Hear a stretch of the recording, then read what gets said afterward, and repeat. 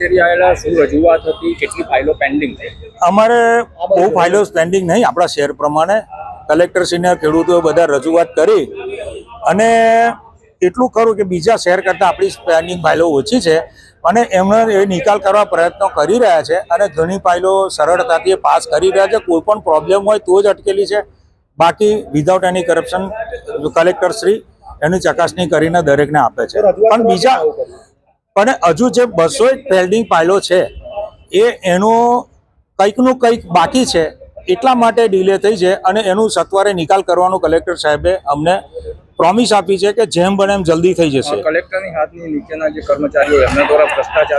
હા, ઘણી વખત એવું બી બને કે કલેક્ટર સાહેબે સહી કરી હોય પણ નીચે ફાઇલ પેન્ડિંગમાં પડી હોય, તો એ પણ અમે રજૂઆત કરી, એ કલેક્ટર સાહેબનું ધ્યાન દોર્યું છે અને કલેક્ટર સાહેબને નાના મોટા બીજા પ્રશ્નો હતા, જે ગામડાઓના પ્રશ્નો હતા, કે જે જમીનોના પ્રશ્નો હતા, કોસ છે, તલાવડી છે, આ બધું પુરાણ કરી અને લોકોએ પોતાના પ્લોટો બનાવી દીધા છે, તો એની પણ અમે રજૂઆત કરી અને એમને સારો એવો રિસ્પોન્સ સહકાર આપ્યો છે.